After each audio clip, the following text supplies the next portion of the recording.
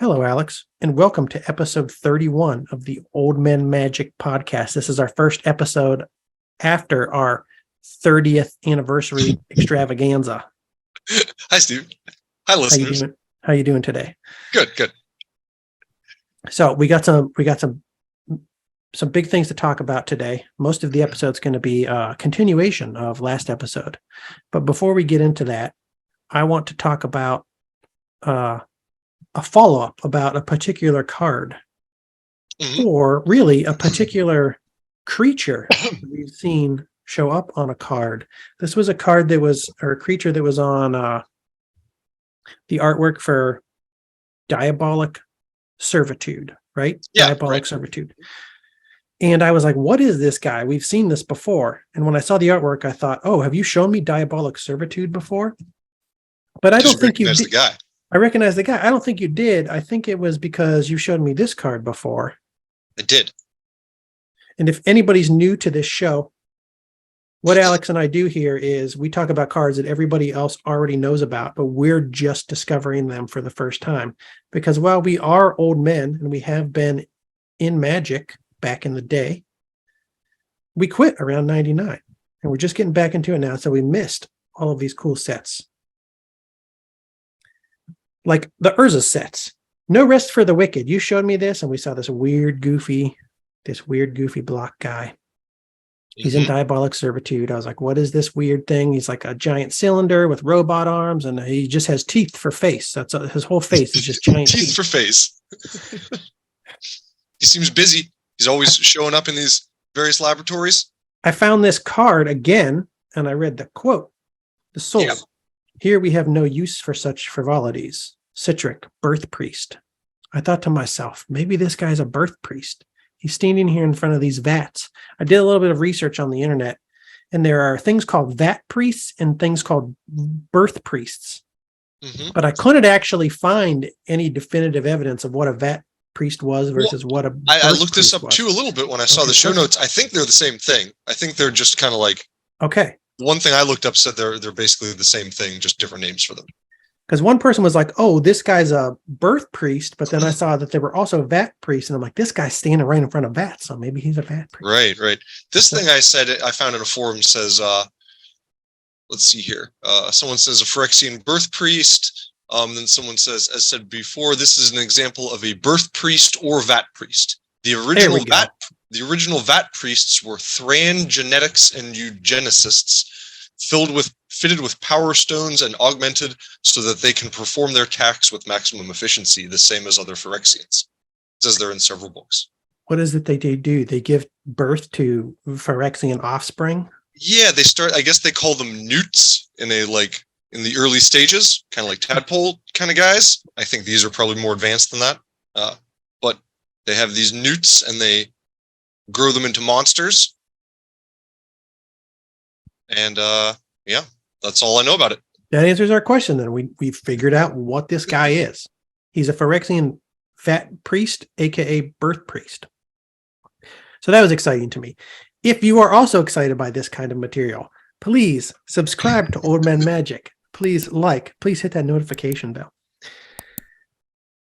Alex, I don't know if you have any new MTG news, if you were following the current happenings of Magic the Gathering, if you came up with anything, if you saw anything. I don't think I saw anything that I was like, oh, we have to talk about this week, really. But yeah, I wasn't looking too closely. I saw one thing. It is a new podcast alert, new sort of podcast alert, the Resleevables. So these guys apparently already had a podcast, and it hasn't really been happening for about a year or more now. But they brought it back, and they're coming to YouTube. And their first episode is about Alpha Beta Unlimited. And I watched a little bit of it. I thought it was pretty cool. So if anybody hasn't seen this yet, they might want to check it out.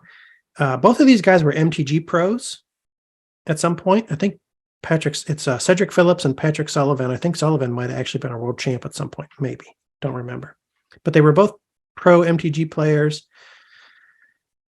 Game designers. I think they might have both worked for Card Kingdom at one point, or one of these big companies. But this is their previous podcast they did is they would like review old sets. They'd talk about a little bit of history behind the set, the mechanics of the set, review any cycles in the set, talk about their favorite cards, and they're doing that with Alpha Beta Unlimited. So I thought this is a pretty cool first episode. So that's my MTG news for the day. If you have never checked out the Resleevables, I would say check out the Resleevables. They're kind of doing what we're doing, but better because they actually know what they're talking about, and they're MTG pros.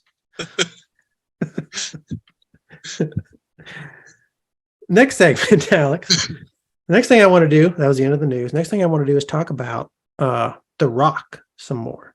Mm-hmm. Last episode was us covering the inception of the deck archetype, The Rock. It's a black-green mid-range deck.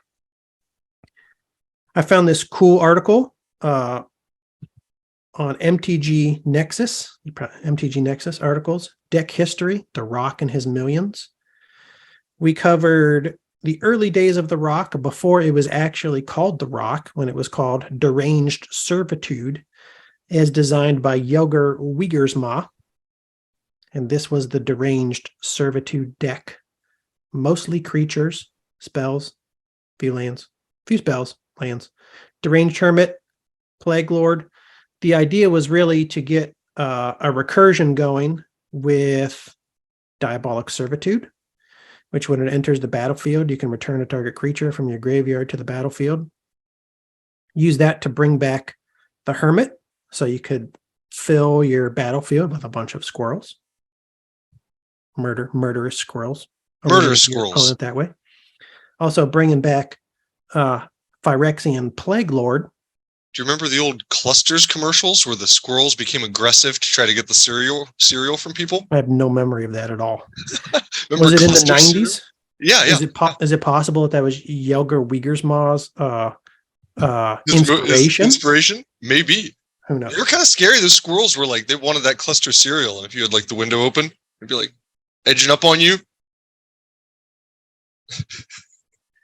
Phyrexian Plague Lord, you could sack the Plague Lord to target other creatures, give them -4/-4 until end of turn. You could also use this as a sacrifice outlet for the millions of squirrels you generate to give target opponents' creatures -1/-1. So you could use this along with the Diabolic Servitude to wipe your opponent's creatures off the board. It also has a Masticore, another big card. Mm-hmm. We talked about that a little bit. So this deck was also full of mana fixing and mana moles. Yeah, a few cards that can tap for like a whole bunch of mana like at once. Rofalos, Llanowar Emissary, Yavimaya Elder, Yavimaya Granger would all bring more mana to the battlefield. You could use all that mana you generated to sink it into Masticore. You could also use Masticore, just like you use Phyrexian Plague Lord to ping your opponent's creatures.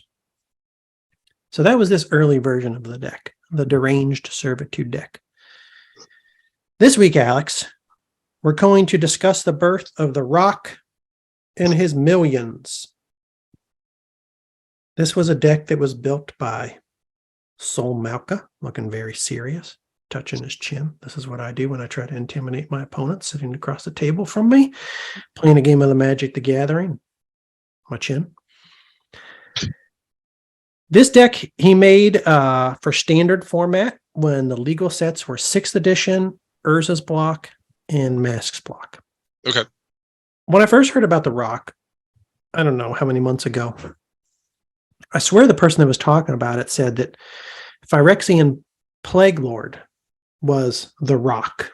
Like the deck was essentially named after Phyrexian Plague Lord.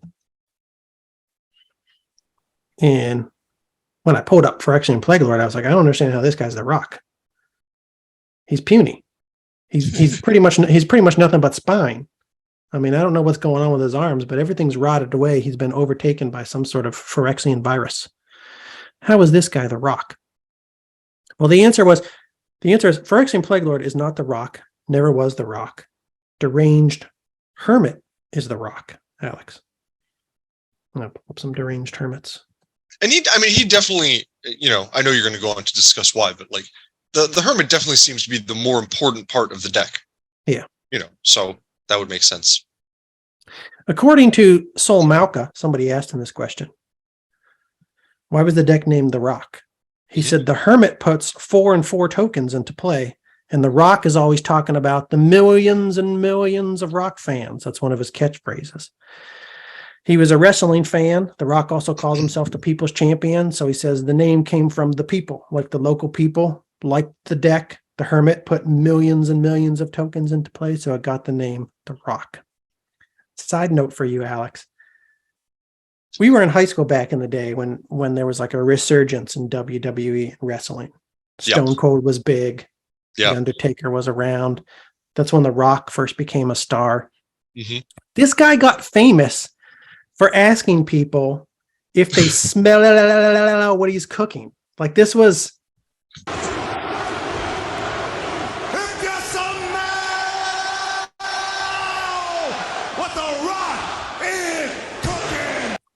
arenas. I'm glad you had that.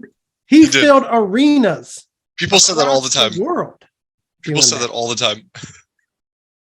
Now the man is like the clips lined up for this. Very good. Good Lord. Now he's like one of the biggest movie stars in the world. Yeah. And he started by asking people if they smell what he's cooking.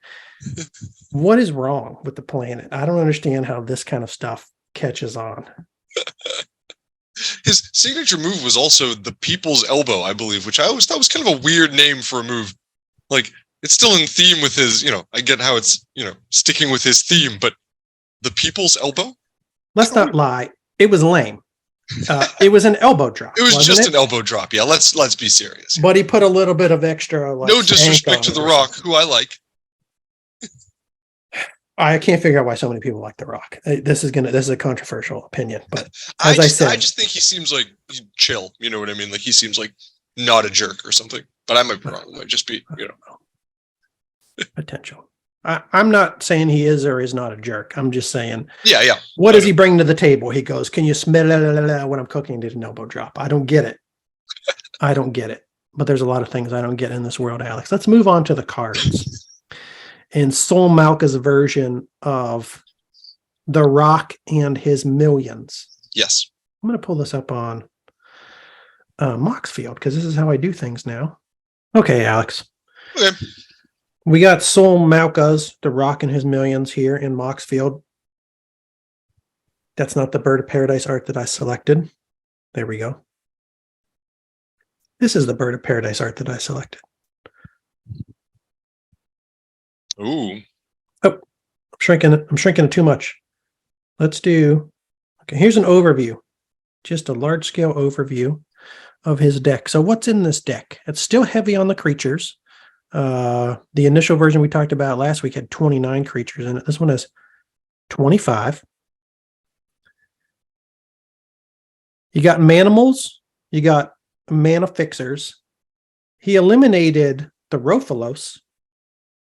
Okay. He eliminated possibly banned at this point, maybe, or something. The Elder. No, so this was no, he didn't eliminate the Elder. He eliminated the Rofalos. Something he didn't like about the 2 casting cost manimals. I don't know. He wanted one. He wanted the first turn or nothing. First turn or nothing. Rofalos was one of the Urzas. I don't remember if it was Destiny or Saga. I feel like Rofalos was Urza's Destiny, but Urza's block was still legal here. So it was just a choice he made. He just wanted to remove it. 4 Birds of Paradise, 1 Llanowar Elf. That seems just so weird to me. I don't know. Anytime I played Llanowar Elf in a deck, I just always never wanted to just put 1 Llanowar Elf in a deck. But I have a thing with putting either 1 copy or 3 copies of cards in decks. It bothers me for some reason. I just don't like to do it. Yeah. And then look, he changed 4 Yavimaya Elders to 3 Yavimaya Elders. That would have, I don't know, that would have just got my goat. I think I would have taken out this 1 Llanowar Elf and just gone with 4 Yavimaya Elders so I could have a 4 off. But, I'm not winning any tournaments, and Sol Malka is. He also kept the 4 Yavimaya Grangers. So the Elders and the Grangers remained from the last deck. The Rofalos was kicked out. He was too weak looking. He looked like a pansy. He didn't belong in the deck called Rock and his Millions. Get out of here. You're replacing him with this warrior elf and some pretty birds. Those beta bops look very nice. Yeah, I know. I went beta, even though none of us, we don't have beta. We're never going to have beta. Not a bop. I have a beta shatter. I have one beta disenchant. No, two beta disenchants that I bought a very long time ago. What's your beta, Alex? List your beta. I have a few lands. I'm working on a few basic lands, and then I have a few just odd commons. Some things like weakness and all the big boys. Holy strength, and just some of those like little cards, commons, and stuff. This is the place you come for beta lands. You come for beta commons. No beta bops though. Just in my fantasy Moxfield decks, I put them in. What else is here from the old deck, Alex? You still have that trio of recursion. The Diabolic Servitude, Deranged Hermit, Phyrexian Plague Lord recursion he got going there. So he wants to generate his millions, casting the Hermit, letting it go to the graveyard, bringing it back with Diabolic Servitude so he can cast it again for less mana than he would need to pay the Echo. 4 mana Diabolic Servitude as opposed to 3 mana, 2 colorless. No, sorry, 3 colorless, 2 green, Deranged Hermit. He doesn't have the Master Core, so he can't like pitch these cards to the graveyard with the Master Core and then just pay them for less mana. He got rid of the Master Core. But this holy trinity of the early versions of the Rock is still here. The Servitude, the Plague Lord, the Diabolic Servitude. Sorry. The holy trinity of the Rock is still here. The Hermit, the Plague Lord, the Diabolic Servitude. He made this deck more aggro, really, which I like. He got out he took out the Rathalos, the 2 mana Manimal, and replaced it with the Albino Troll. This was a card that I haven't seen before. If I have, I forgot about it. I don't remember this card at all. No, I'd never seen this before. Albino Troll is a 1 colorless, 1 green summon troll. It's an uncommon from Urza's Legacy. It's only in dual decks and a World Championship deck since it was printed. So this is like the only big printing of this card that ever happened. It is 3/3. It has an Echo, and you can regenerate it for 1 colorless and 1 green. So I kind of like this card, and I started thinking, I built that mono green pre-modern deck based around Rancor and Elephant Guide. And I wanted to build like a low mana cost Stompy and just enchant them with these cool enchantments that really aren't 2-for-1s because Rancor can keep coming back every time it goes to the graveyard. And Elephant Guide, if somebody, eliminates your creature that you had the Elephant Guide on, you still get a 3/3 coming into play. So they can't really 2-for-1 you, which is the thing I always hated about enchant creatures. But I thought, maybe I'll put the Albino Troll in there. I'm running Elvish Archers right now because I'm an old man, and that's the old man magic card that I know that goes well in mono green. And I love the first strike, but, an extra power on turn 2 might be 3/3 regenerator would be good too. Yeah, and he comes in handy later in the game with the regeneration. I could always use him if the game's lasting longer than I wanted it to. I could use him as a blocker that I could always regenerate. And I did a little bit of reading about this card on Gatherer, and somebody said that, this was like a staple back in the day because with Rancor in Urza's block, you could have a 5/3. You could have a 5 power creature turn 3. Yeah. Which is pretty sweet. So I dug the Albino Troll. It has a current market price of 26 cents. Nice. So they're pretty darn cheap. I would pick up a couple of these. Another one that I want to pull up. I have too many cards that I want to try out in decks. I know. Well, at least the Albino Troll is cheap. Yeah. He also put in, so there's 4 Albino Trolls in this deck. He also put in 1 Wood Ripper. I saw this card. I thought it was kind of interesting. It's an unusual one. Let me pull it up here instead. Right off the bat, a 4/6 creature is kind of, a little bit unusual. Yeah, you don't see that a lot. What is the Wood Ripper, you might ask? The Wood Ripper is an uncommon from Nemesis. Its first and only printing was in Nemesis, so it hasn't been reprinted since. Its casting cost is 3 colorless, 2 green. It is a summon beast. As Alex just said, it is 4/6. It has fading 3. So it comes into play with 3 fade counters on it. At the beginning of your upkeep, remove a fade counter from it. If you don't, sacrifice it. It's really used, so it's a big body, but it's not going to last that long. But it's really used for artifact destruction in this deck. You know, the last deck we talked about, designed by Yelger, he had those 4 Elvish Lyris and other things for enchantment removal. I was like, what about the artifact removal? I would want artifact removal. I would think like throw a Scavenger Folk or 2 in there. Why not? Sol has not gone with the Scavenger Folk. He's gone with the Wood Ripper. You could pay 1 colorless for this, remove a fade counter, and destroy target artifact. It has a rating of 3.731 on Gatherer, current market price of 12 cents. Nobody plays this card. This is like one of the cheapest cards you want. Fine, if you search through sets on MTG stocks, not many things get down to like below 20 cents. I don't know how I feel about this card. I like the fact, when I first saw it, I was like, oh, you can use this to take out multiple artifacts all at once. But let's say probably only 2. Yeah, I mean, you could take out maybe 3. 3 if you did it. Can you do it like before? Can you do that before the beginning of your upkeep, before the fading counter like would come off? I don't see why not, but you would have to do it the turn you played him. So you have to play him for 5 mana, and then you have that's what I'm saying. You have to do it that turn, because as soon as like your next turn happens, it's at the beginning of your upkeep. You wouldn't have any chance, I don't think, before that to use its ability. Correct. Yeah. So if you want to use this guy to wipe 3 artifacts off the board, you have to have 8 mana free. Right. That's all. It makes me wonder what other, artifact removal options were there at the time, in this block. I don't know what edition. So I don't know what Scavenger Folk was in 6th edition. I'm such an old man Magic player that my mind always just goes to Scavenger Folk for green artifact removal. Naturalized certainly didn't exist. Just think of all those things and all the good cards in the Urza's block. I would think that there's something. I mean, we've probably even talked about some of them before.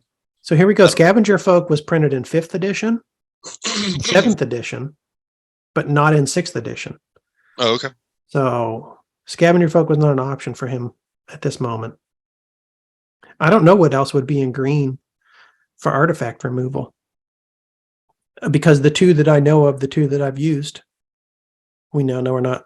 Well, 1 is not legal in this format. The second, naturalized, wasn't even printed. Mm-hmm.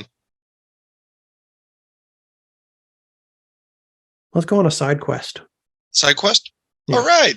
The other ones I can think of are all multicolored cards, like artifact mutation or. Yeah. And that's even later anyways, that's cards from. Yeah, Invasion maybe? Yeah, that's what I was going to say. It was Invasion, but I'm not sure. Would this be a good thing to type in here? Destroy target artifact? I mean, I don't know. Destroy target artifact? There might be cards that don't target them, though. You know what I mean? They might destroy all artifacts or. Yeah. Green. Let's go with legal pre-modern, because that'll still give us some things that aren't legal here, but it'll narrow it down quite a bit. Yes, artifact mutation is Invasion, by the way. Yeah. What did I say? Also, by the way, I have Beta Terrors. I forgot to mention that from a long time ago. When did we say, what did we say was legal here? Masks block and only Mercadian masks. But this was in 99, so I think the only thing that might have been printed when he first actually made this deck so far in mask blocks was just Mercadian masks. Oh, okay. Excuse me. He could have played the Caustic Wasps, Alex, which is 2 colorless, 1 green for a 1/1 flyer. Whenever I like Caustic that. Wasp That's cool. deals combat damage to a player, you may destroy target artifact. So you have to get it to deal damage too. Yeah. Not very good. But it flies, so. Yeah. Crumble. Crumble. I like Crumble. Was this an option for Sol Malka back in 1999? Let's see what editions Crumble was printed in. Was it printed in 6th? Or was this another case where it was printed in 5th and 7th? It was printed in 5th. Nothing, just 5th. Okay. 4th and 5th. Not available to Sol Dang. Malka when he built The Rock and His Millions. Creeping Mold. This was a Visions card, wasn't it? Yeah. I remember that. Naturalize was not available to him. Ooh, another Nantuko. What's that? None of the Nantuko Vigilante. Nantukos I haven't were seen him. around yet. Here we go. I was Here we like, go. I know there's an elf. Yelger had 4 elvish lyrists in his deck just for enchantments. And I was like, oh, I swear there's an elf that does the same thing. But you know what? I'm going to type this into MGD stocks, and it's going to tell me that it was printed in Onslaught, not in Urza's. It is 8th edition and Onslaught. Okay. Also not available to Sol Malka when he built The Rock and His Millions. Okay. 8th edition Onslaught. Dang, man. The picture is becoming more complete. Scavenger Folk. We just went through that. Thornscape Battle Thornscape Mage. Battle Mage was, I can't remember what it was, but yeah, it was later. Uktabi Fairy and Orangutan. On. Both, already rotated out.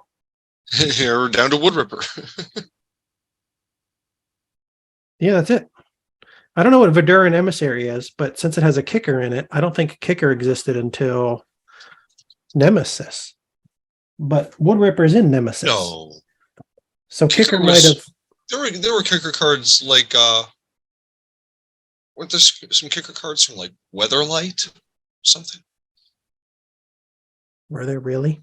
We had some cards with kicker on them, I think. Did we really? Well, maybe they just side did quest. Maybe they didn't say kicker. They definitely didn't say kicker.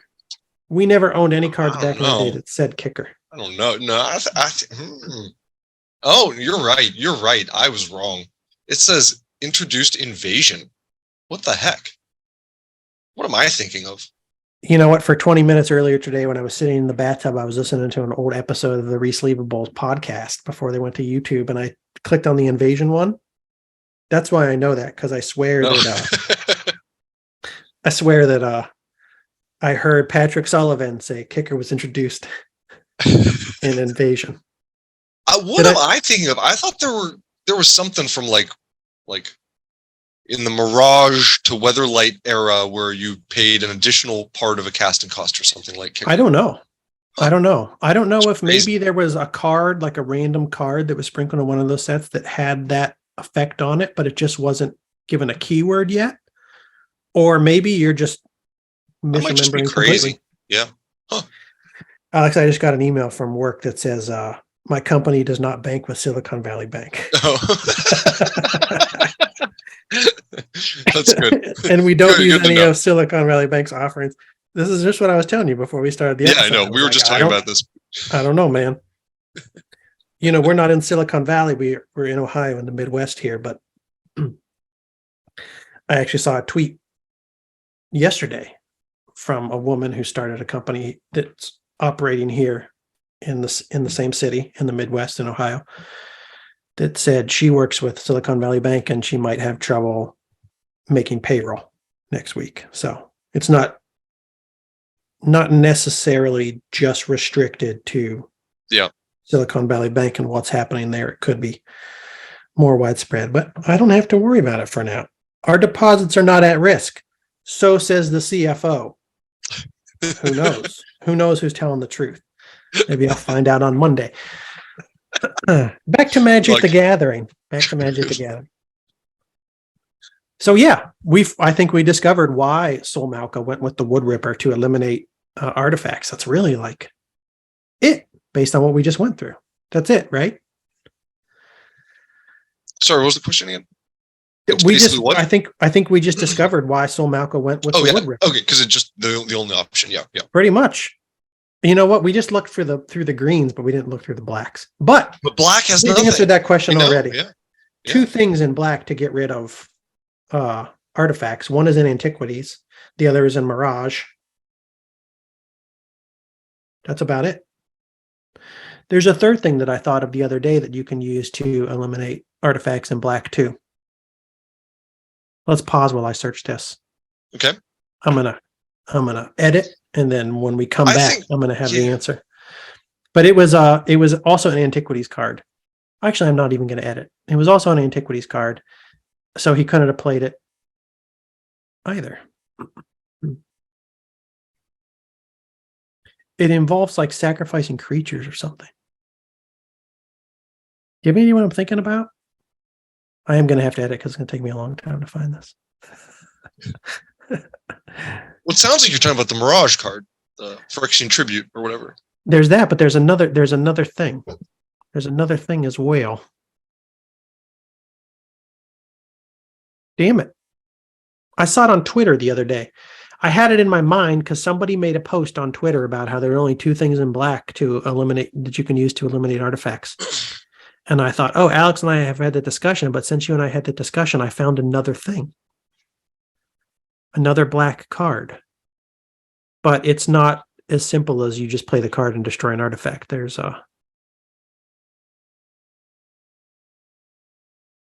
it might even be like you can turn an artifact into a creature or something. That is exactly what it is. Okay.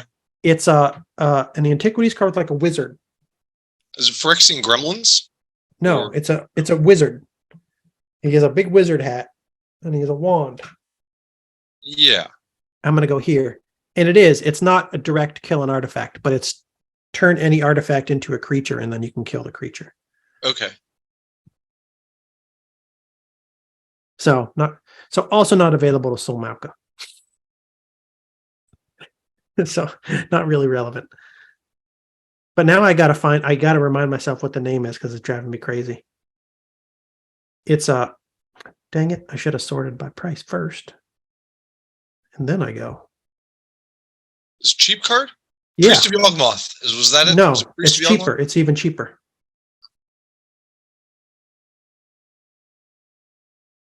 I'll find it. Crumble, Drafnaz, Sage of Latinam. It's like Sage of Latinam, but black. Xenic Poltergeist, Alex. Oh, yeah. Okay, here we are. 1 colorless, 2 black. Tap to turn target non-creature artifact into an artifact creature with both power and toughness equal to its casting cost. Oh, okay. And then you can kill it if you can kill a creature. Yeah. The problem with this is that now, like, you're still playing black, so, like, terror isn't going to work on that. You know what I mean? You gotta. Black still has trouble killing artifact creatures. You just have to, you have to actually be doing damage or using, negative counters. If you want to get rid of their icy manipulator, you got to tap your Xenic Poltergeist. You got to sacrifice it for Phyrexian Plague Lord to do 4 damage to that. Yeah. Again, not available to Sol Malka back in the day. No. So he was stuck with the Wood Ripper. The thing, I would like the Wood Ripper if I just it doesn't last very long at all. Like if it was fading 4. Or something like that. Yeah. Or worked a little bit differently so that you knew you got to use it for 2 or 3 turns before you use its sack ability. Because I don't know, it's high casting cost and I don't want to waste that 4/6 body. It's way too high casting cost. Yeah. And maybe they're like, oh, we'll give it's high casting cost, but we give you a big body. But yeah, it's 3 fading. Mm-hmm. It's not going to last long enough to justify. I was wondering if this would be good with Ravenous Baloth, since it's a beast. You could remove some of the counters from it to destroy some artifacts, and then sacrifice it to the Baloth. So this may be worth it in a beast deck, which they were obviously trying to make a thing. They were trying to make that a thing. They put out a lot of beasts over the course of a few sets, and there's a lot of beast synergy.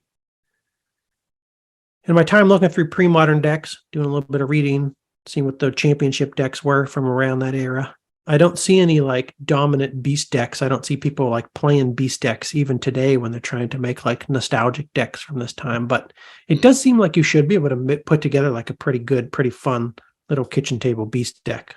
And maybe this has a place in something like that. Yeah. Excuse me. Sorry.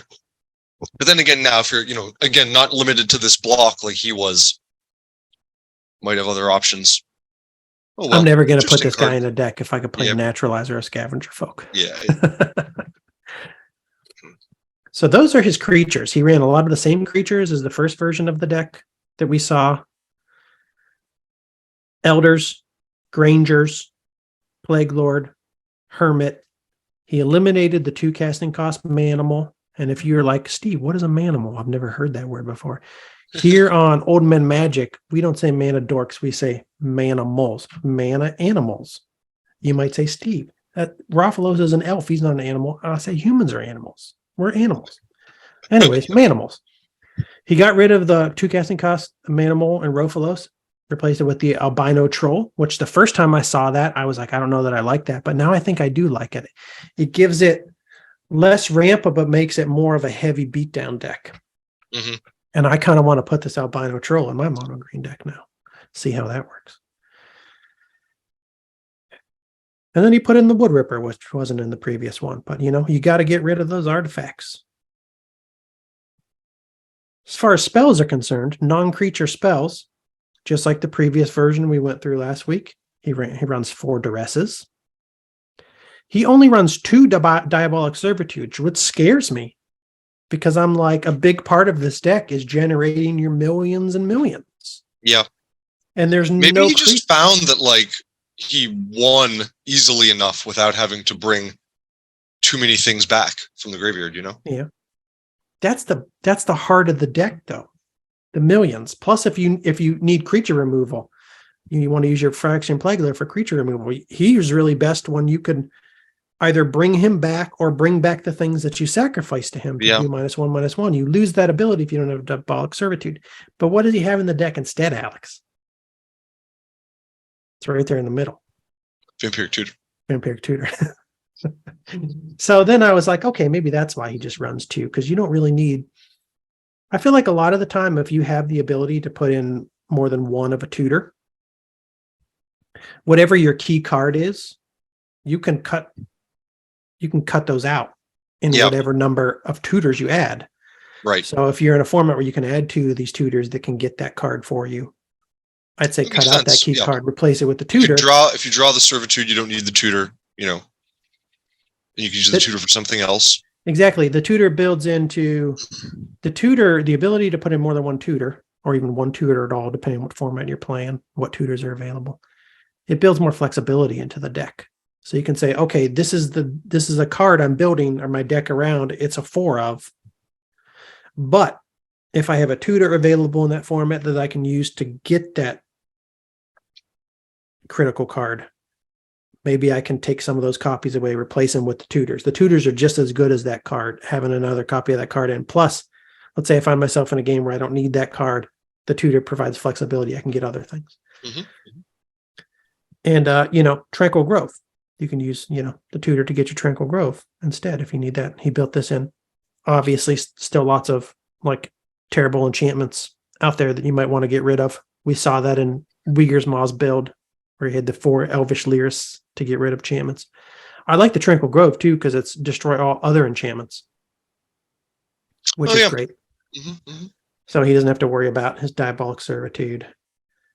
One card that I didn't get at all in this deck. What do you mean?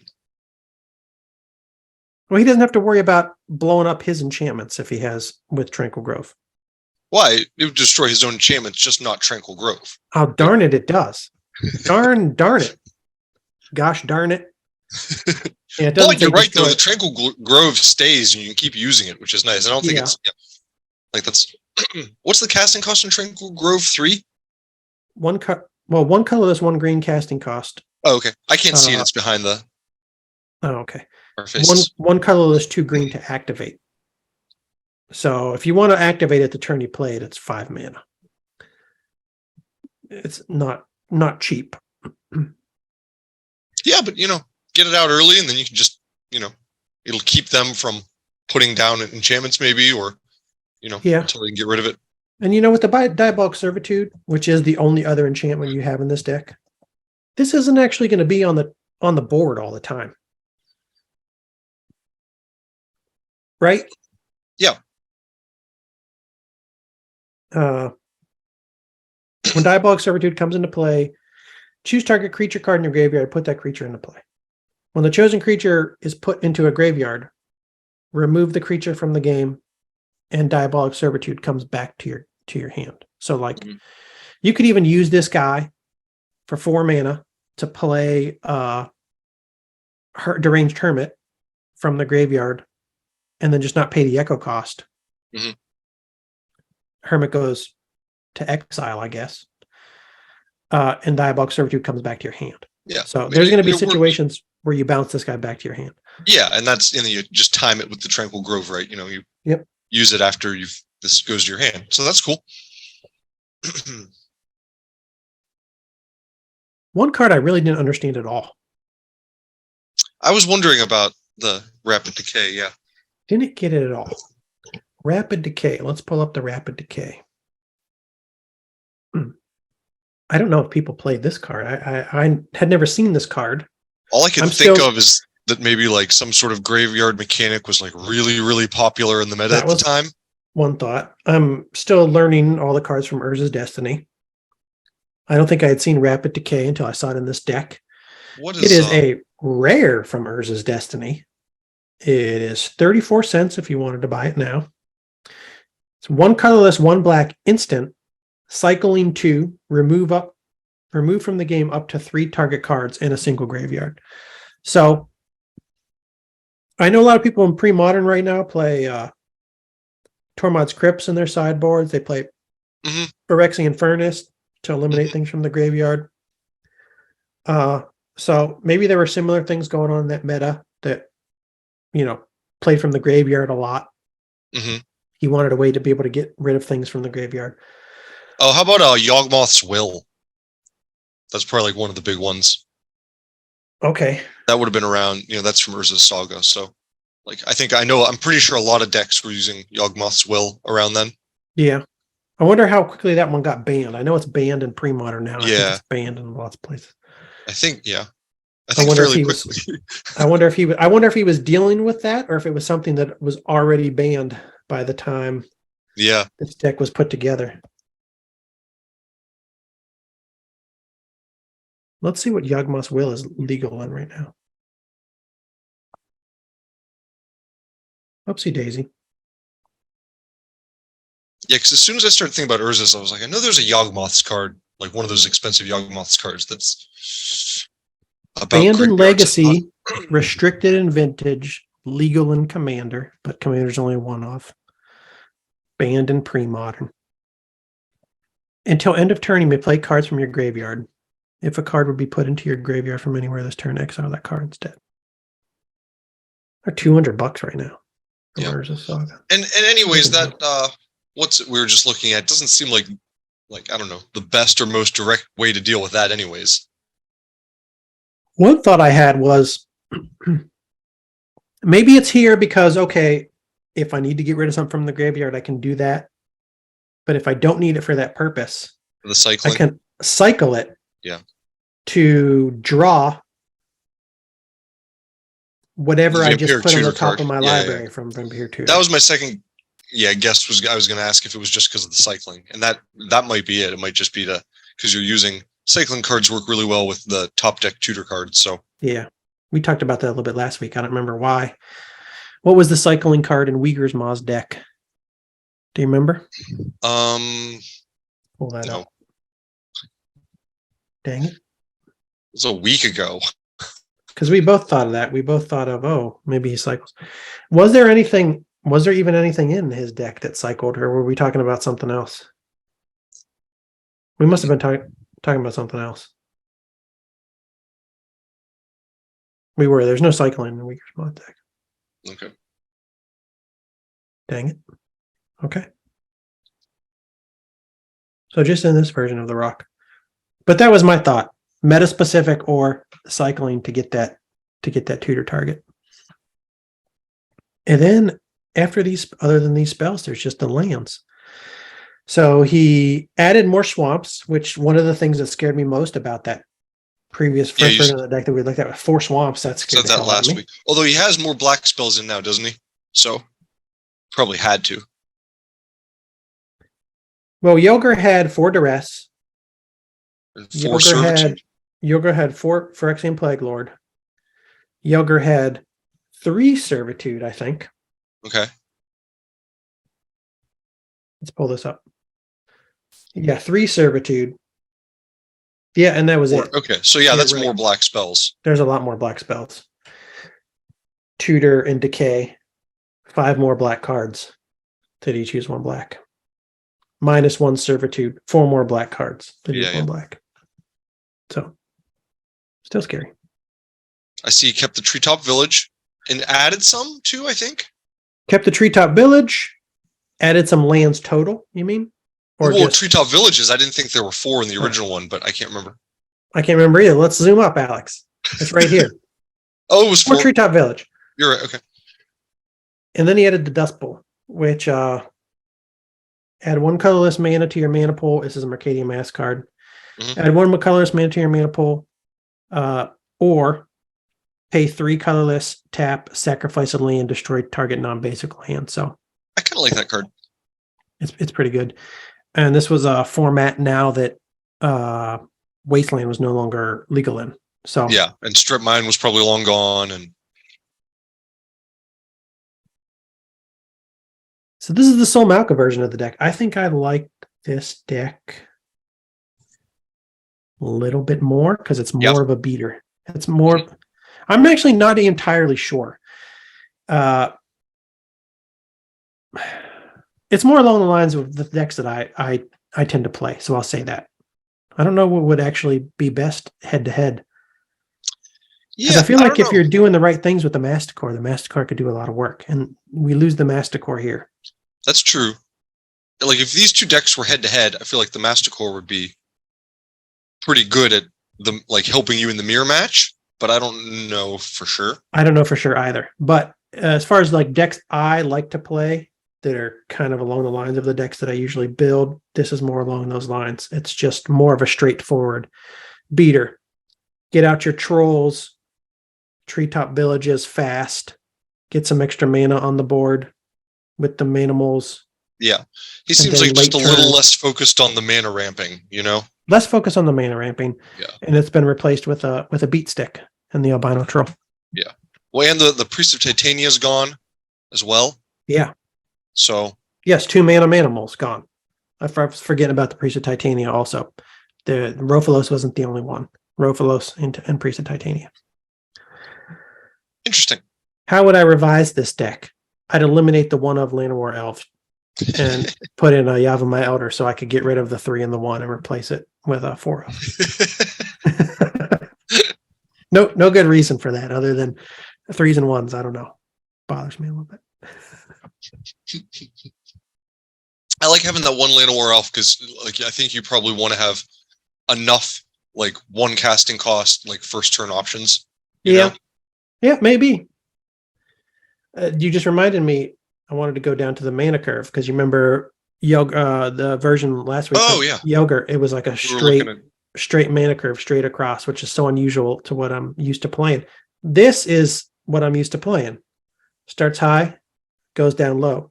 Yeah, now, you still have those 4 Phyrexian Plague Lord, 4 Deranged Hermit, so you still got a lot of high casting cost cards in here, but more along the lines of the mana curve that I'm used to seeing in the decks that I build. 1-ups. You say something else too, and I forgot. You have a 98.49% chance of playing the 1-drops on the curve. What about the 2-ups? 93. What about the 3-ups? 82.7. What about the 4-ups? 68.2. What about the 5-ups? 50-50. Not bad. Seems good. I don't have a lot of comparison knowledge, but seems pretty good. I was going to say too, you could probably experiment with the ratio of I don't know. I'd probably want to keep 4 Birds of Paradise, but if for some reason you could do 3 birds and 2 Llanowar Elves, maybe. That would drive me crazy. 3. Yeah. 3 birds. Couldn't deal with it, Alex. I'm just saying, if you found that you weren't having black mana problems so much, and maybe you could use a creature with power to attack instead. Mm-hmm. But I don't know. Birds fly. I don't know. I like them. Birds do fly. I like the 4 birds. Birds do fly. One other thing, Alex, not about this deck specifically, but something that I saw when I was putting it together on Moxfield. I was looking at to see what lands are available, what lands were printed in Urza's, and I came across this swamp, Alex. Oh, that's a pretty neat looking swamp. Talk about a perfect swamp for a black-blue deck. Yeah. Huh. That's good. The Now I want to go look at those Urza Saga lands. The rest of the swamps from Urza Saga, well, there were two with kind of this black sky in the background and two more with like a purplish hue in the background, but I really like these two.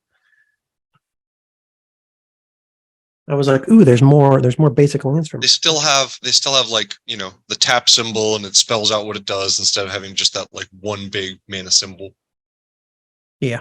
So There are some others from later sets with some art that I really like, but they have that just a giant mana symbol in the middle. I don't know. I don't like the aesthetics of that. Yeah. Anywho, Look at these Urza's lands there. what are you looking at? I'm looking at these Urza Saga swamps that you were just talking about. Where did I pull them up at? Where's the best place to go to see them all? I Side just by went to side. like the TCG player, That's where I went. Yes. and then I sorted by rarity, and then all the lands will be together as L. These swamps all look very similar. From Urza's? Yeah. They're all like the same color scheme. I just kind went of. swamp, and then I did by set. They're all the same color scheme, sort of, but two have like a blue hue in the background, Yeah, and a two little had more a purple. than blue. And I was like, I don't know about that. The one seems like it has a lot of like human-made stuff in it, like pieces of metal, like scrap. Mm-hmm. It's like a kind of not just a natural scene. I don't know what's going on for me all of a sudden right here. I'm searching swamp, and Magic the Gathering is telling me there's 16 results. And like nothing from back in the day is even available. Go up to the magic drop down at the top left and go to like the price guide one. Is it because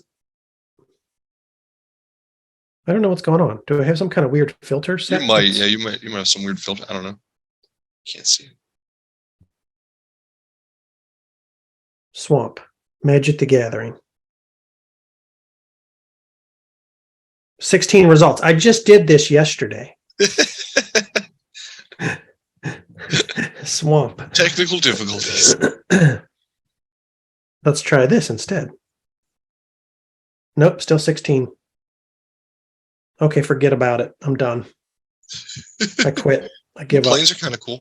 Here we go. When I will go to all products instead of just Magic the Gathering. Really? Yeah, now I can do it. That doesn't make any sense. These are the Urza Saga ones. Purple, purple, blue, blue. Yeah. Now one in the middle is the one I was talking about. It looks like it has like, scrap junk in it. Yeah, it does. I guess that makes sense for Urza's like as a theme. There's no leftover artifact destruction. There's no purple color in Magic the Gathering, but if there was, this would be the land to play in a purple black deck. Purple black deck. They have some cool planes in Urza's too. They're all like orangish. They look like cloudy and orange, kind of like the Sarah's Sanctum card. I haven't looked at the Urza's lands very closely. I started by buying Old Mountains, and I didn't really like the Urza's Mountain, so I didn't pay much attention. Urza's mountains are very glowy and lands. pink. Yeah. Was there also a lot of fog? Yeah, they're kind of like pink fog. Lots of pink fog. Fogged out. Somebody had a deadline. They had trouble meeting, so they were just like, slap some fog on it. Fog that out. We're going to fog this out. Yeah. Go to the plains, though. The plains are kind of cool. Maybe a red-white deck. I go with some of Urza's Mountains. Yeah, that'd be neat in red-white. Yes. Pink deck. Yes, it would. What do you want me to look at? You want me to look at the planes? Planes. Yeah, look at the planes. Urza's planes. Set Urza. Are they yellowish? Are they cornfields? They're like orange cloudy. Yes. See, when I see this, I'm like, no, what kind of deck do I put this in, though? There's no orange. I need my lands to like have the same color scheme as other things in my deck. I'd put it in a deck with like, I don't know. Are there angels that have like a lot of orange in the background? I was going to say like angels, like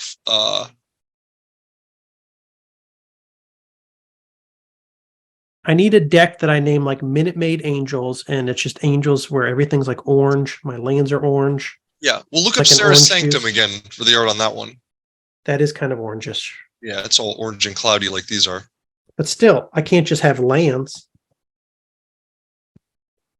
I need creatures in orange. I need spells in orange. I need an orange enchantment. Maybe some of those like gust cloak guys or angels is what I'm thinking of, like a bird deck, bird warrior. I need orange birds. Bird clerics. I need the color scheme of my lands to fit this color scheme with the rest of my deck. Else I can't play them. Okay, so I'll buy these lands because they're orange. I'll buy a Sarah Sanctum, and then I just need to figure out what to play with it. Yeah.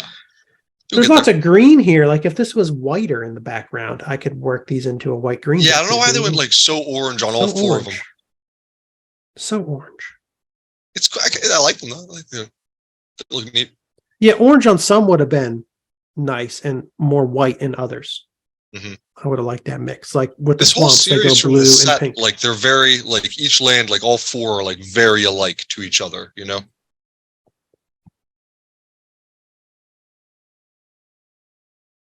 Rob Alexander. Does the same person usually do like the whole land cycle for each type of land? I bet they've changed that, you know, just depending. Anywho. Alex, that's the review of Sol Malka's The Rock and his Millions. It's a beatdown. It's a mid-range black-green beatdown deck. Looks good. I like it. I want to play it. I think this looks like it might be a little more fun to play than the other version. Yeah. But more similar to the things that I tend to play. Yeah. Then I'm going to get some Albino Trolls. Now, Alex, I think it's time for our final segment of the day. Which is the Old Man Magic Commander Corner. This is the part of the episode where Alex and I add more cards to our first ever commander decks that we're building. We never had commander decks before. We're each making a commander deck now. They're going to be old frame only. They will be terrible. Alex, they will be. Mine will be at least. Yours looks like it's pretty strong so far. I was just going to say to you, I was thinking about this today, and is really in response to last week's Old Man Magic Commander Corner.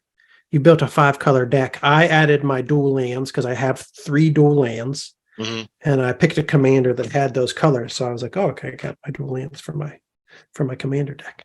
But then you picked a 5-color commander, and you just have like 4 unlimited scrub lands or something. Just one. I have 4 scrub lands. Only one. Okay. Yeah, I only have scrub lands as dual lands, so I'm gonna have to be using pain lands and mana rocks and birds of paradise and some weird mana fixing, and I'm not sure it's gonna work.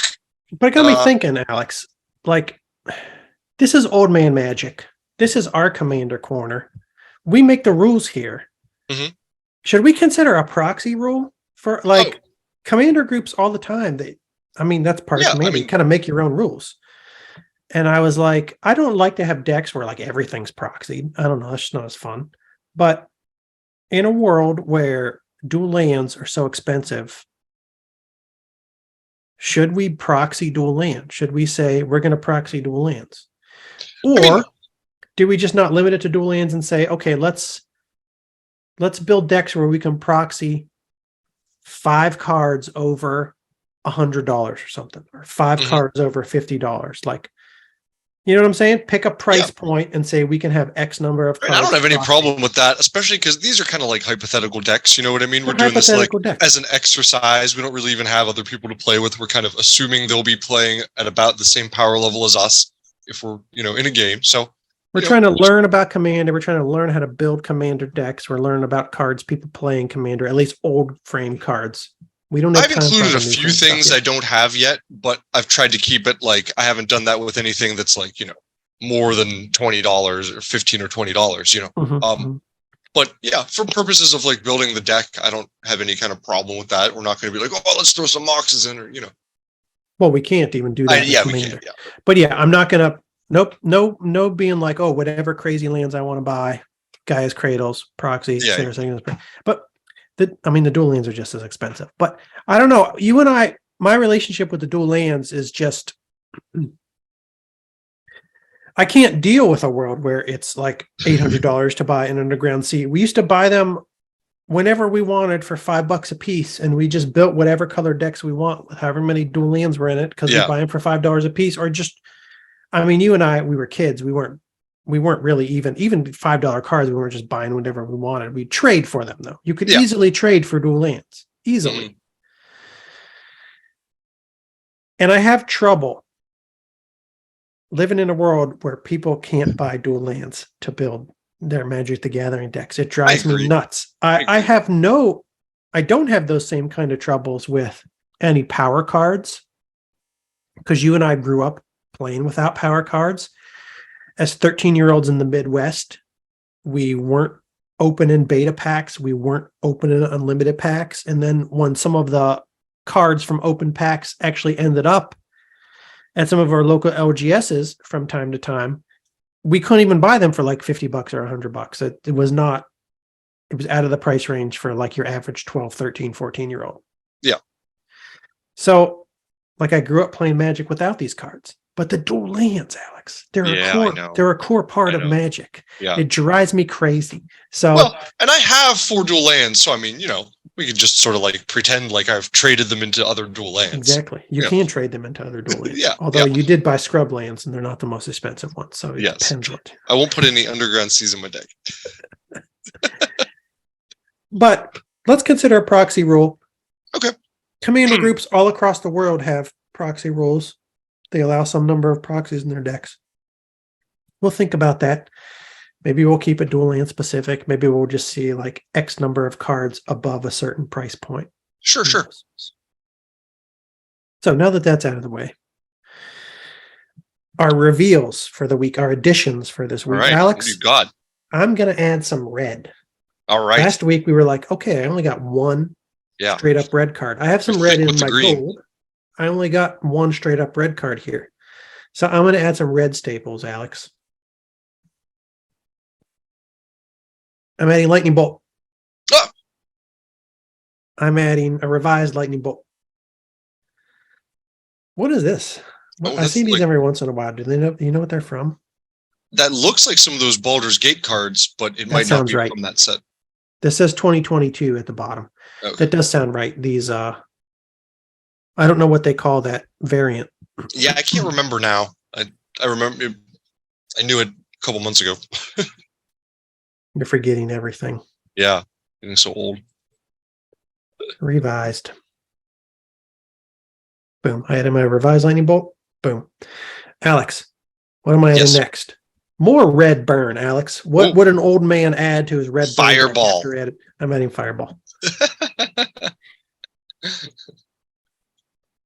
I don't know if people play Fireball these days. People are probably screaming right now. Like, Fireball, what are you talking about? I don't know if people play Fireball, but I'm playing Fireball because I still like it because you can use it to take out more than one tiny creature. Real reason I'm playing is because I have a beta Fireball and I just want to be able to put the beta Fireball. Oh, there you go. Nice. But also, I liked Fireballs. Listen, I used to wipe people off the kitchen table left and right with Fireballs back in the day. I'd set up shop behind my moat. I'd counterspell everything. It's like the very first finisher in the game was Fireball, Hit you with their angels and I'd finish you off with a Fireball straight to the face. There we go. All right. She's a beaut. She's a beta Fireball. I'm going to add one more, Alex, today. I wasn't going to do this, but I'm just going to do it. All right. Maybe this will come out. Maybe this will come out later. Oh, is this the card you mentioned in the notes? No. Oh. I just thought of something else. Okay. I don't know if I want to have anything in my deck that is too red or too white. I'm going heavy green, and then I'm splashing in like some white and red. And I was going to just put in one red and one white spells. But this thing seems like it would come in handy so much in multiplayer games. In multiplayer, yeah, you're right. The number of things that people are casting that you can duplicate. I have a revised fork from back in the day. I never got rid of it. It was sitting in the box of probably like 100 cards or so that I kept. Good hold, good hold. So I'm putting the revised fork in. I've been looking for one, and now that you mentioned it in this context, I'm very tempted to put it in my deck as well. Multiplayer. Think of all the things you can fork. And especially since, like, the theme of my deck, I'm trying to manage board state with everyone else. It might be nice for me to fork other people's spells against each other, and What's the funnest thing to fork, Alex? Fireball. Counterspell. Counterspell, exactly. They're not expecting it. They go counterspell. Nobody. I'm forking counter. You take your blue deck and you piss off. Yeah. Here's my red counterspell. Yeah. Anyways. Okay, before we get onto your ads for the week, Alex, I'm going to talk about the card in the show notes. Okay. It's a card that I'm considering. I want to pull this up. I don't know if you showed this to me in the past. If you did, I forgot it, but then I saw it again recently, and I thought, Alex might have showed this to me. But I can't remember, so I'm going to bring it up again. What do you think about adding this deck to this card to the commander deck? It is Sky Shroud Claim. It was common from Nemesis.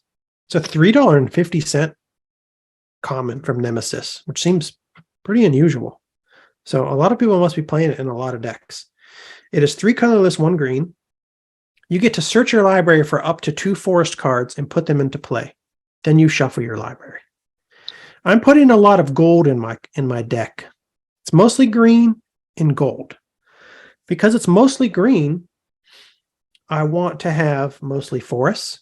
But since I'm also sprinkling a lot of gold, in order to play these multicolor cards, I'm going to need to make sure I have at least one of the other land types in play pretty early on in the game, and I want to maintain that. So I'm trying to think of ways to get my lands, find cards to grab the lands that I need. And we talked about like some cards in previous episodes, like Yavimaya Elder or Yavimaya Granger, which we've just talked about in these last 2 rock episodes, that can help you fetch lands. So they make sure you get your lands in your hand early in the game. They thin out your deck. But in those 2 cases, they were both basic lands. Yeah. That's where I thought you were going with this, yeah. Search your library for up to 2 forest cards. Forest cards. And since I'm playing Taiga and Savannah, it means I can use this to grab my Taiga and Savannah. So it is 4 mana. Let's say I get some ramp out. I'm probably not going to be playing this till turn 3. So I can't use it to get my duels right away. But still, I can use it to get my duels turn 4, turn 5. And you have turn 5, turn 6. It's only 1 bird of paradise. I keep forgetting that, we can only have 1 bird of paradise in here, but yeah. I have a bird. I have a Sky Shroud Elf. I have Soul Ring. Did I put Soul Ring in yet? If I didn't, I'm going to. But, it's not going to ensure. I can't use this to ensure that I can play my commander on turn 4. My commander having 1 colorless, 1 white, 1 red, 1 green. But let's say, I don't reach that ideal state where I have 1 of each by turn 4. I can get it soon after with Sky Shroud Claim. I can get those cards soon after. Yeah, I feel like I might put it in. I feel like in a world where you have dual lands and they count also as their individual land types, that you should always put cards like this. I'm wondering what other land fetching allows you to search for forests, or mountains or plains, or whatever, as opposed to basic lands. Tithe. Yeah. Am I making that up? I think. Yeah, I think Ty says plains. Plains. Let's look it up. So It might say basic plain. I don't know if that's even a thing. For a plains card. So this is gonna spoiler Okay, cool. alert. Yeah. This is gonna go in the Woman Magic deck. Why don't I just add it now? Because we just talked May as about well. it. Sure. Yeah. Tithe is going in. 1 white. You can use this turn 1 to go get your Savannah or your Plateau. I might have to use this too. Yeah. Copying a lot of your cards, Steve. Here we go, Alex. Tithe. I'm tithing it up. Nice. Tithe. That's my first white card so far. Holy smokes. Okay. The tithe is in. What were we talking about? Decks that let or cards that let you get dual lands, right? Yeah. I said tithe. And I had another one in my mind. I had another one in my head. And it has fallen right out of my head. Land tax? Skyshot Crane. Tithe. What does land tax say? I think you can do that with land tax. But I'm not going to put land tax in this deck, I don't think. No, land tax says basic lands. Damn. Okay.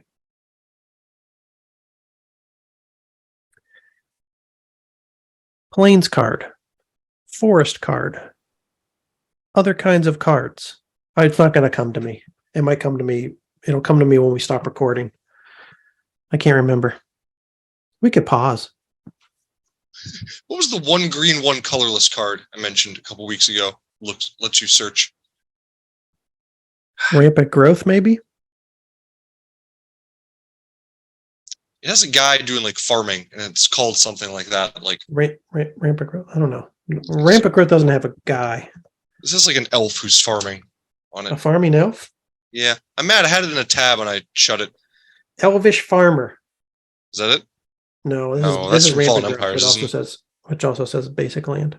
I didn't even know there was an elvish farmer. I was just saying that, but you're right. There is an elvish farmer. You just like say any 2 like words and there's a magic card. We talked about elvish farmer, I think, for some reason. We did for some reason a couple weeks ago. Maybe off the show or on the show. I don't remember either.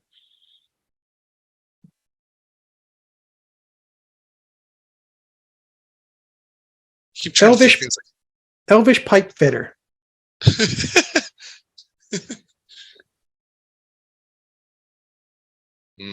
Yeah, I'm gonna have trouble Elvish remembering plant geneticist.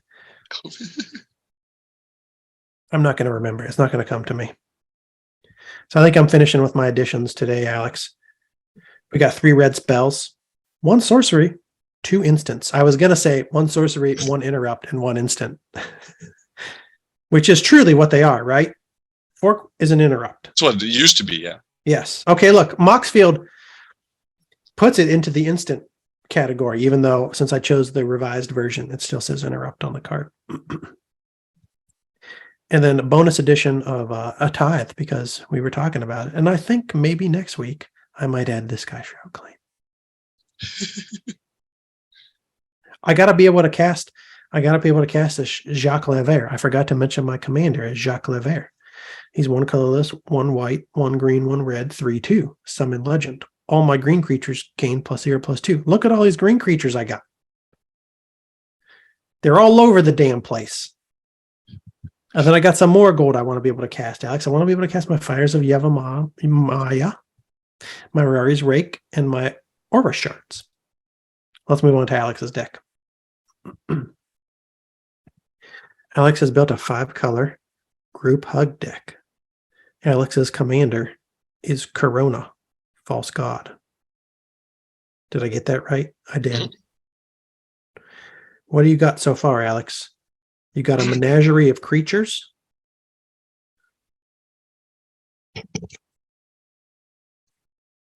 Artifacts, instants, enchantments. The theme is play permanents that give some kind of benefit to your enemies. And protect me and just sort of like help manage the board state so I can like keep everyone alive as long as possible and fighting each other until I do something later. Question mark.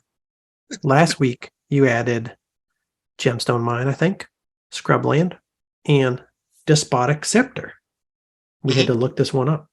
That might come out, but I might be able to use that if I'm swapping things with people, or I can use it on my own commander when they have control of it. You know, we'll see. I don't know. I'm not too sure about that one, but I put it in just, to talk about it. I thought it might be something that has a use in a deck like this. These are evolving decks. Yeah. Mine's very evolving. Very evolving decks. Oh, okay. I was just looking here for a minute. I was trying to find some card, and because I forgot the name of it, but I found it.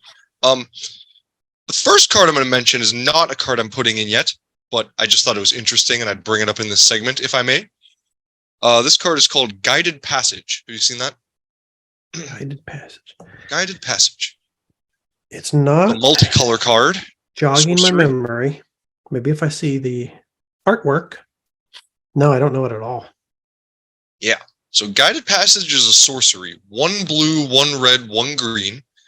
I reveal my library, and an opponent chooses a creature, a land, and a non-creature, non-land card, 3 cards, and they go into my hand. Okay. I thought in a deck like this might have a place because, a lot of the cards will be things that my opponents are like, ooh, I want that to come into play. A Howling Mine, for example. Okay.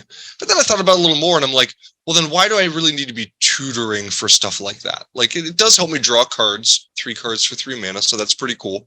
I'm not totally sure if I need that or if it will help, but it's something that I thought had a neat effect, and it's, related to this, so I'm going to put it in the maybe category for now.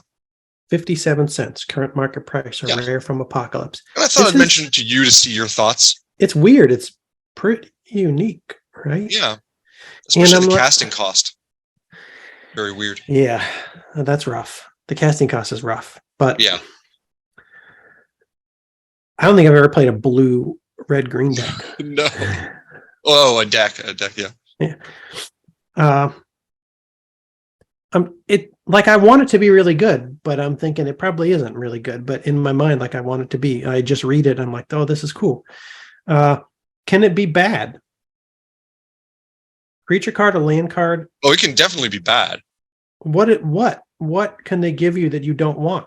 Well, like a basic land, maybe. Yeah, who cares though? Then they've thinned out your deck. You're right. It's still good. You're still drawing a card. That's what they'll give you like one of your less good creatures, maybe like a manimal later in the game that you don't need. Then they thinned out your deck. But yes, true. But in the right deck also, you could have a deck where, everything in your deck is stuff that, maybe is like grouped a little more closely as far as like how much you want it. You know what I mean? I'm playing with only bangers. It's all heat. Just the all banger deck. I'm gonna build a deck called All Bangers with Guided Passage. No matter what you choose, it's going to be a banger. Yeah, there you go. And anyways, I just came across this card and I thought it was kind of neat. Yeah, it's weird. Arcadian Masks. A creature card, a land card, a non-creature, non-land card. So they have to give you a creature, a land, and then either like an enchantment or an artifact, a sorcery, an artifact, instant. Why do I not want them to do that? 3 cards for 1. Yeah. It's a net 2. We've seen plenty of instances where people are willing to pay more than 3 mana for 3 cards. And I know the opponent gets to choose them, but so what? They choose things that I don't need at that particular moment. They thinned my deck, and it's more likely for me to. And you could also have certain cards if you built the deck correctly, around this or in conjunction with it. You could have cards that look like maybe they're not good, but actually they're pieces of combos. So your opponent will be like, "Oh, I'll give him this thing," Then you're like, "Ah." Your opponent gets to look at all the cards in your library. Yeah. 4.326 on Gather. Oh, that's neat. People like it, apparently. I've been playing a 5-color domain deck in a casual environment using Tribal Flame and Exploding Borders. These kids are always saying words I don't understand. I know the words put together in this. I don't need these cards. This is going to screw with the heads of some opponents as I can force them to give me Bloodbraid Elf every time I cast it. That's the only creature. Okay, so yeah, you could have only one That's so creature stupid. in your deck. Yeah, Yeah. duh. Only one creature. Make Yeah. it a banger. Yeah. So now you have a tutor for your main banger creature that also Only gives you one 2 other land. cards. Only banger lands. Only one land. Well, the one land deck. One land type mountains. Yeah. Make an only mountain deck where you play Guided Passage and you can never cast it. Can you make a deck where you only have one non-creature, non-land card other than Guided Passage? That would be hard to do. I bet you could though. I mean, there are definitely decks out there where it's just like one creature. But yeah. Are there ever and I could see a deck. I mean, if you had a deck that had a lot of land, like, obviously land, and then you had a lot of manimals and weenie creatures. Yeah. You know what I mean? And then utility creatures that did things like scavenger folk, you could really skimp on the spells. Maybe you wouldn't have only one, but maybe you'd have just a couple that you always want and like, and whichever one they picked, it would be still good for you. Yeah, I think in those decks though, where you have only one type of creature, you put something other than Guided Passage. Right. Yeah, you use a regular tutor for it, probably. Yeah. Oh, that's a neat card. Anyways, yeah, I thought it was worth talking about for a minute. But on to what I'll add this week. We talked about tutors earlier, and I would like to add a tutor to my deck because I think late in the game I'm really gonna need to make sure I have whichever cards I've decided to have for like win conditions or to turn the tide. Oh Jesus. What's it gonna be? I'm throwing in, this is the only tutor I have. We're throwing in Demonic Tutor. This is the old man magic tutor. The old man tutor. And Steve, we're going to use the unlimited version. I was going to ask if you had an unlimited. So do I, Alex. No. I don't even know where I got it. I must have traded somebody for it.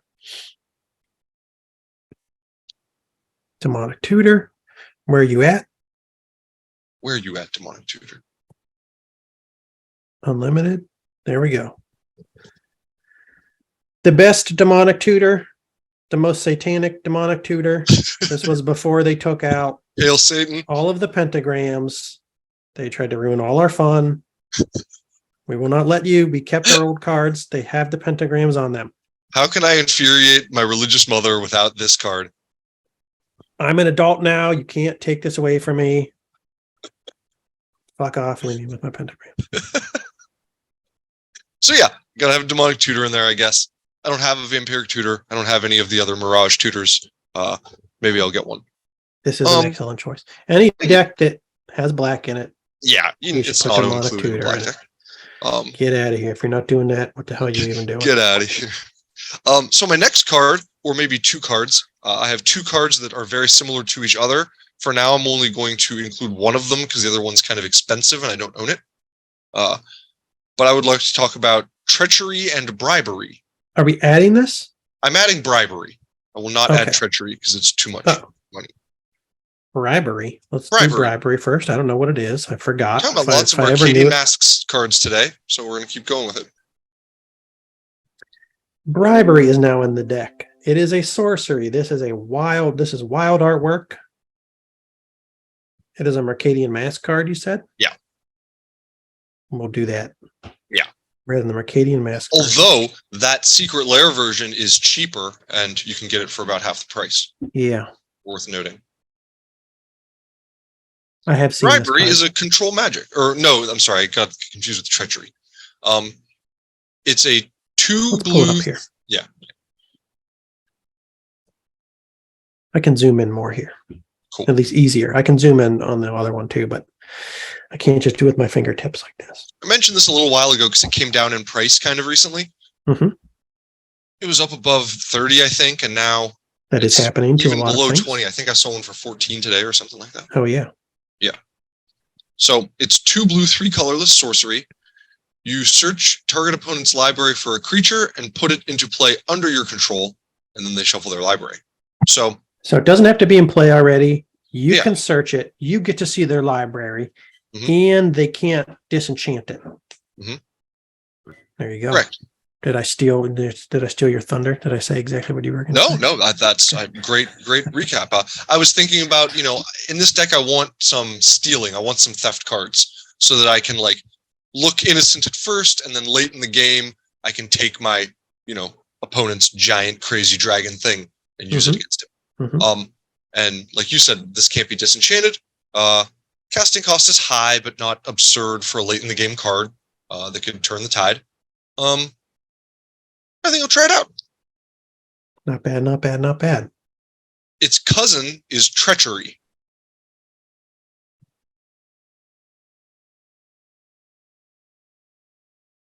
Treachery. Treachery Maybe from Urza's Destiny. Because this is a completely different set. But this is $57 currently, down from over 100. So I'm not putting in yet, although I want to, but I don't have one. Rare from Urza's Destiny. Oh yeah, this is one of those cards. I think there's a group of them from Urza's Destiny. Yes.